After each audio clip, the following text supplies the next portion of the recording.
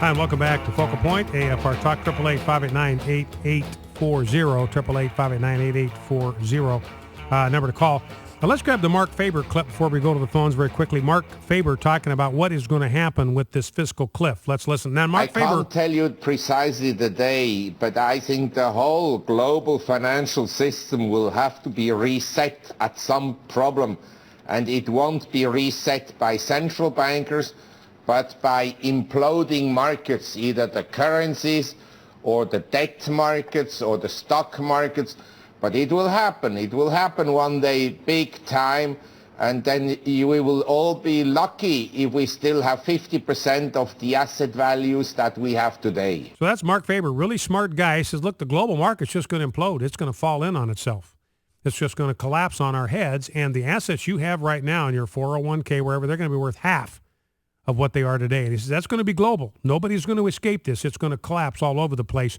And the only hope of doing anything about that, ladies, I'm telling you, the only hope is if the Republicans in the House refuse to raise the debt ceiling. It's got to start right now. They've got to throw the monkey wrench in the transmission, stop the car before it goes over the cliff. They're the only one that can do it, and they can do it.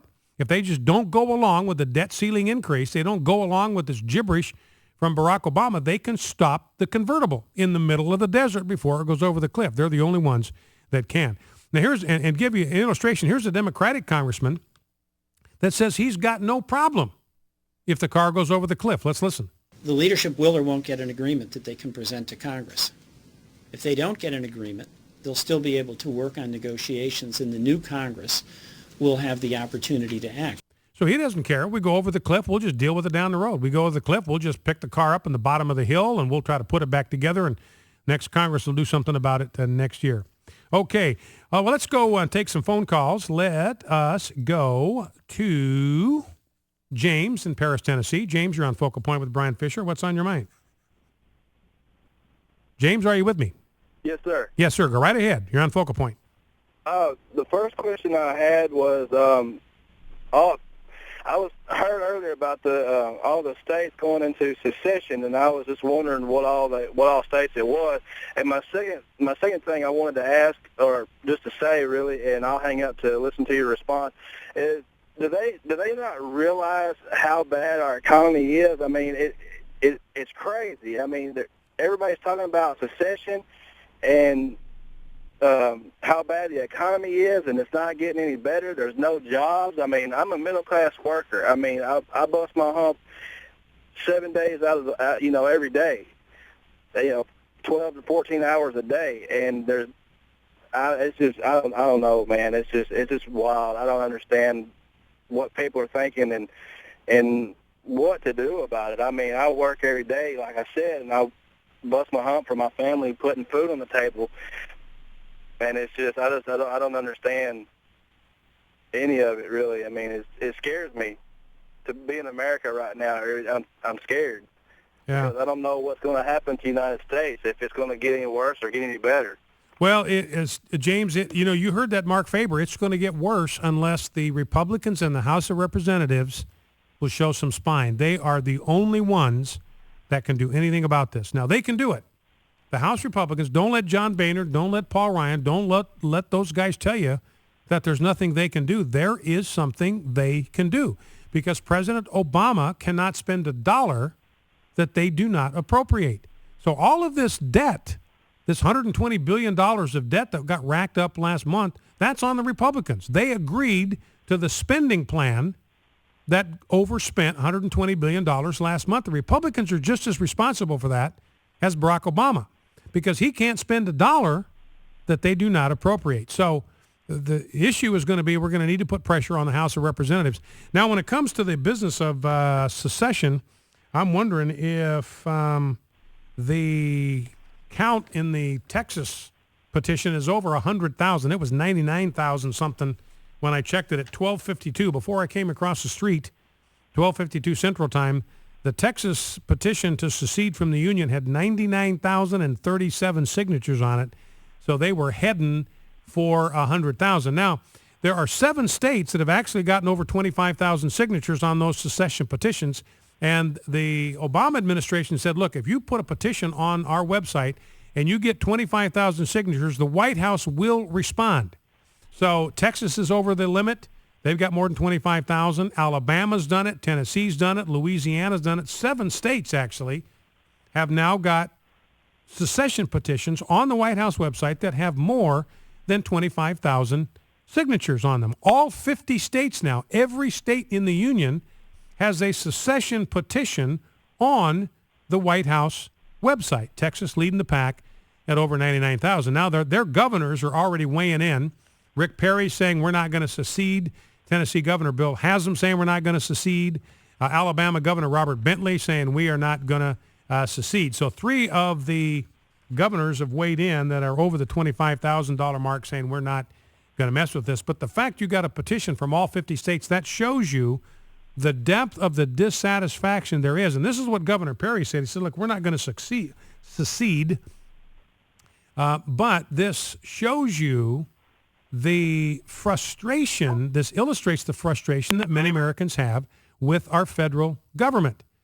This is what Governor Perry said. We cannot allow Washington's tax and spend, one-size-fits-all mindset to jeopardize our children's future, undermine our personal liberties, and drive our nation down a dangerous path to greater dependence of government. Now, everybody agrees with that. Who's going to do something about it?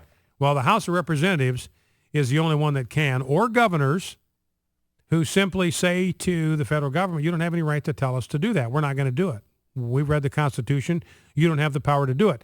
You know, it's interesting with this these pot initiatives. I talked about this yesterday, but the pot initiatives in Colorado and Washington, that's in direct defiance of federal law.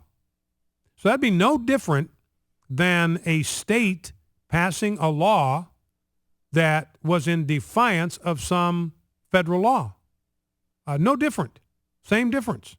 It's a law that contravenes a federal law. And all of a sudden, the dope heads in Colorado and Washington, they're the biggest promoters of the 10th Amendment and state sovereignty you ever heard in your entire life. The doctrine is called nullification. It goes back to Thomas Jefferson, 1798. There was a law that came out of Congress that had no constitutional authority, and Kentucky and another state passed nullification resolutions. We're not going to honor or obey this federal law in our state. States are sovereign. States created the federal government. If anybody's going to tell anybody what to do, it's the states are going to tell you what to do. That's back when we still realized that it was the states that had created the central government and not the other way around. So they could nullify any federal law for which there was no constitutional authority. And that's what Colorado and Washington are saying. Look, you don't have any right to do it. We're just going to ignore your law against marijuana use. And by the way, in the process of this, we did find out that there are one group of people that liberals are willing to deport. They are perfectly willing to deport American citizens who signed these secession petitions. In other words, there's another petition now up on the White House website that would ask the president to sign an executive order such that each American citizen who signed a petition from any state, there's over 700,000 signatures up there now, shall have their citizenship stripped and peacefully deported. So that's what they want. They want anybody that signed one of these petitions deported, even though they are citizens. And even though you know what the First Amendment says, that one of our First Amendment rights is to petition the government for the redress of grievances.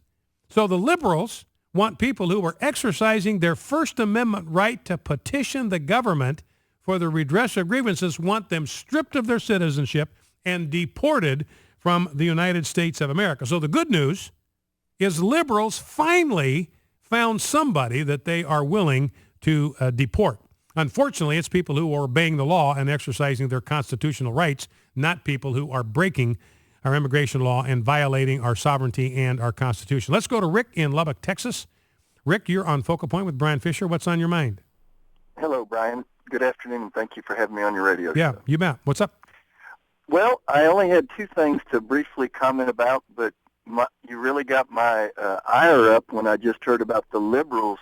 I haven't signed the petition yet, and I wasn't sure I wanted to because I was concerned about being put on a terrorist watch list. But I'm thinking seriously that I'm going to sign this petition. I'm wondering, though, where I will be deported to, because that sounds very, very good to me to be deported. Where can I go? Yeah, that's not a bad idea. You know, maybe we could strike a deal with these liberals. Hey, deport us to Costa Rica or deport us to New Zealand. There's a city down in Honduras that's going to be completely free of any tax burden. They want that to be an economically prosperous zone. Honduras is racked with poverty. You know, we had Renan on yesterday, Operation Christmas Child, grew up in Honduras, dirt poor, literally dirt poor. Honduras realizes it, so they say, we want a zone in this country that's completely free of regulation and that's completely free of any kind of income taxes or taxes on profit. We're going to have a property tax because we got to have a police force and we got to pave the streets and stuff. So there's going to be property tax, but your income's not going to be taxed. Your profits are not going to be taxed. So maybe we could, Rick, maybe we could ask the liberals to deport us to that city in Honduras, and maybe a lot of folks would be willing to go. Well, Brian, that sounds great. I'm a surfer, and I hear they have great surf in Honduras. But to be a little bit more serious, I want to talk about this restaurant issue and these chains. Yeah. I work in a privately owned, high-end steakhouse, and I work evenings. We're only open at night. And I was 5 days a week until about 2 weeks ago, or 5 nights a week. I'm down to 4 mysteriously with no comments, and I knew right away that it was to keep me under 30 hours. So you're living what we're talking about here. You're experiencing it firsthand. Yeah. Yes, sir. And there were several people let go, so I'm just glad that I'm still on staff. Yeah. All right, Rick. Well, listen, I got to let you go because we're coming up against the news break. But you're hearing from Rick. He's one of the little guys, Lubbock, Texas. His days being cut from 5 work days to 4. Why? Most likely, not told, but almost certainly because of Obamacare. Got to keep him under that magic 30 hour a week threshold. Hurting the little guy all over the fruited plain. Listen to Focal Point on AFR Talk. I'm Brian Fisher. We'll be back right after the news. Don't go anywhere.